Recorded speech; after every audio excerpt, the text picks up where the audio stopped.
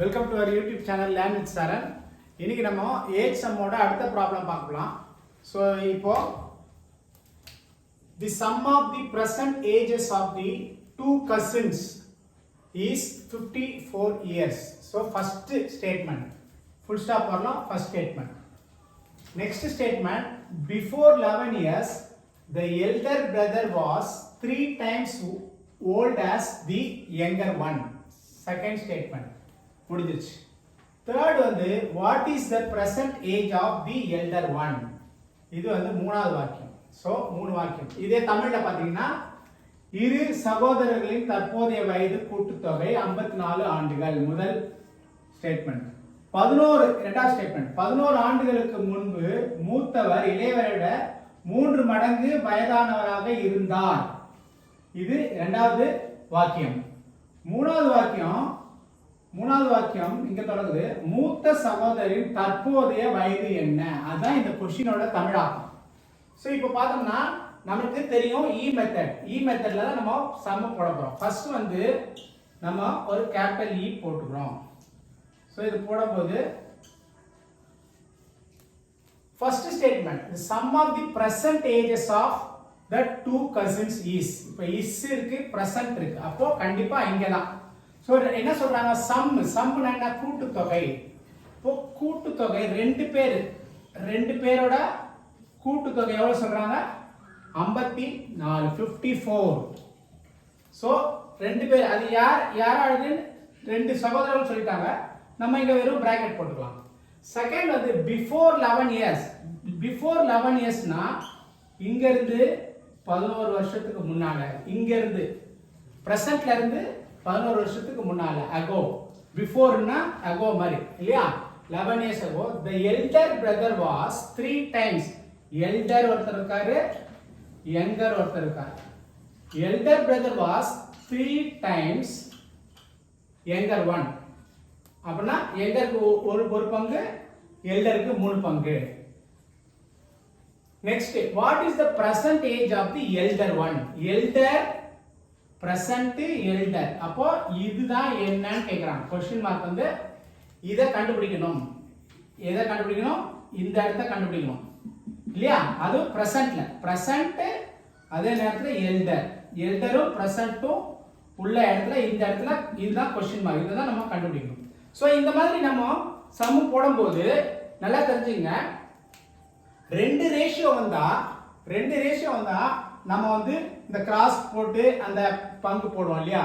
ஆனா இங்க ஒரு ரேஷியோ தான் கொடுத்திருக்காங்க. அப்ப அந்த ஒரு ரேஷியோ வரும்போது நம்ம என்ன பண்ணணும், இத வந்து 3 பார்ட், 1 பங்கு, இது ஒரு பங்கு, இது 3 பங்கு, அந்த மாதிரி 3 பார்ட் 1 பார்ட் வச்சுக்கணும் இல்லையா. சோ இந்த பார்ட் வச்சுட்டு, சோ இந்த இடம் காலியா இருக்கு. சோ இது எங்க இருக்கு, 11 வருஷத்துக்கு முன்னால. சோ இந்த ஏஜ இங்க கொண்டு வந்தா என்ன வரும், +11. ஏன்னா பாஸ்ட்ல இருந்து பிரசன்ட்க்கு வரும். பிரசன்ட்க்கு வரும்போது p +11. 1p னா வெறும் p தானே, p +11. அப்போ இது எங்கரோட வயசு. இப்போ எல்டரோட வயசு வந்து 3p +11. அவருக்கு 11 வயசு கூடும் இல்லையா. இப்போ அப்போத்துல இருந்து அகோல இருந்து இப்போ வரும்போது இப்போ நமக்கு என்ன ஆகுது, இதுதான் நம்ம 3p +11 தான் கண்டுபிடிக்கணும். क्वेश्चन மார்க் வந்து நமக்கு கேட்டுக்காங்க பிரசன்ட். இப்போ இந்த ஈக்குவேஷன்ல 3p + p 4p, 11 + 11 22. அப்ப என்ன ஆகுது, 4p + 22 = 54. இப்போ 4p மட்டும் வச்சோம்னா 54 - 22 எவ்வளவு ஆகும், 2ல 2 போச்சுனா 4, 32 இல்லையா. p = 4p = 32. அப்ப p = 32 by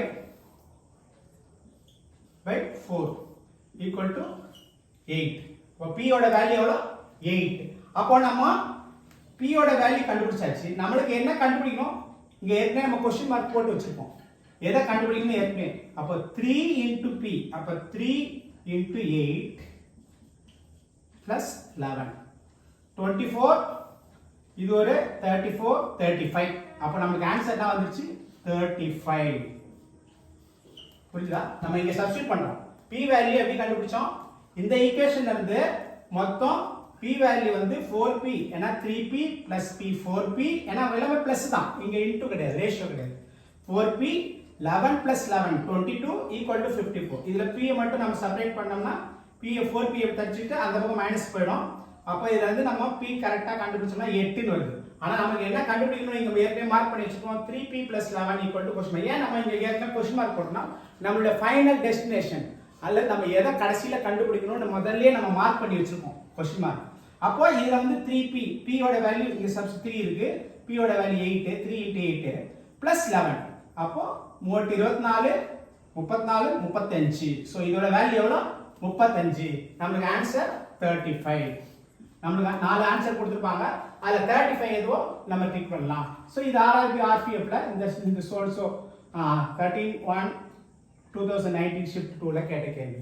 so very simple by E method E மெத்தட்ல நம்ம ரெண்டு ரேஷியோ ப்ராப்ளம் பார்த்திருந்தோம் இது வந்து அந்த மாதிரி ப்ராப்ளம் இல்ல அந்த மாதிரி ப்ராப்ளம் இல்லாத போது ஒரு ரேஷியோ இருக்கும்போது p பார்ட் 3 பங்கு ஒரு பங்கு அப்படி போட்டு நம்ம போடலாம் சோ இது தமிழாக்கத்துக்கும் இதே மெத்தட் தான் ஓகே थैंक यू